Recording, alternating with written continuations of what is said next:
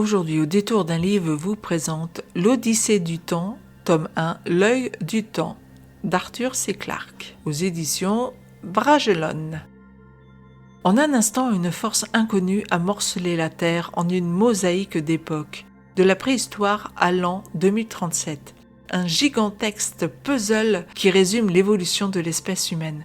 Depuis, des sphères argentées planent sur toute la planète, invulnérables et silencieuses. Ces objets mystérieux issus d'une technologie prodigieuse sont-ils à l'origine de ces bouleversements ? La réponse se trouve peut-être dans l'antique cité de Babylone, d'où proviennent des signaux radio.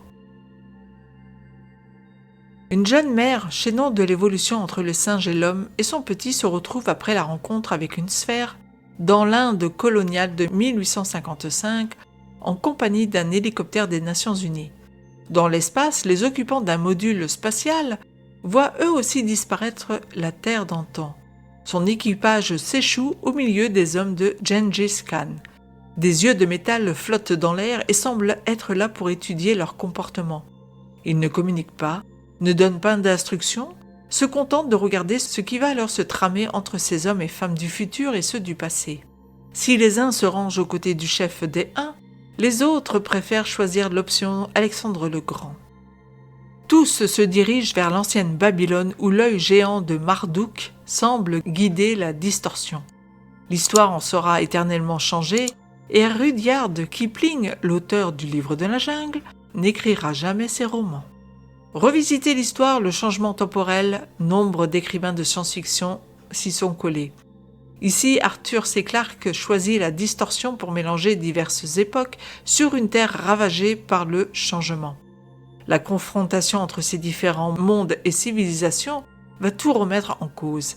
Un Gengis Khan n'aura aucun remords à éliminer une ville jaillie du XIXe siècle, tout comme à tuer des mammouths, des lions à dents de sabre jaillis de l'ère glaciaire. Il ne comprend pas ce qui arrive, mais n'a qu'une idée, poursuivre l'expansion de son territoire coûte que coûte, tout comme Alexandre le Grand. Pour ce faire, chacune des parties a l'apport des hommes du futur sur les tactiques de guerre, sur la cartographie, sur les armes à utiliser. Et les yeux étranges qui se promènent dans les airs les regardent faire, comme dans une série de télé-réalité. Le lecteur en sait d'ailleurs très peu sur ces étranges sphères, jusqu'aux dernières pages par l'intermédiaire d'une théorie qui nous révèle quelques informations. Si le roman est plutôt intéressant par son approche, il manque cruellement d'action et de mouvement. Il y a beaucoup de blabla pour mettre en place le fond, parfois peu de dialogue pour rendre le tout vivant, et l'histoire par moments s'étire vraiment en longueur. Tout n'est pas toujours très plausible, la poésie de Clarke que l'on pouvait retrouver dans 2001 ou même Rama manque cruellement ici, peut-être à cause de l'apport de Stephen Baxter, qui a collaboré à ce livre. L'écriture à deux se sent elle aussi dans le roman par certains chapitres qui sont mieux amenés que d'autres, plus aboutis.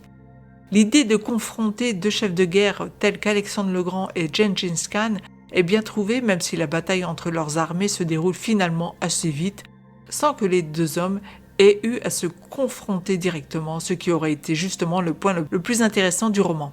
La fin explique brièvement l'origine des yeux et le pourquoi de la distorsion dans un chapitre quelque peu court.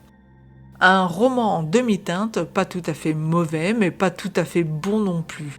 Le premier d'une saga où certainement les deux auteurs ont appris à écrire conjointement et ont testé leur forme d'écriture en duo, ce qui peut expliquer ici le flottement.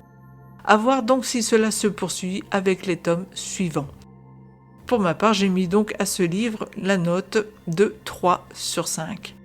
Si vous avez aimé cette chronique, n'oubliez pas de mettre un pouce vers le haut, de vous abonner à la chaîne si ça n'est déjà fait, de me dire en commentaire ce que vous-même avez pensé de ce livre, si vous l'avez lu ou si vous comptez le lire. Et moi je vous dis à très bientôt pour une nouvelle lecture sur auditournalivre.com.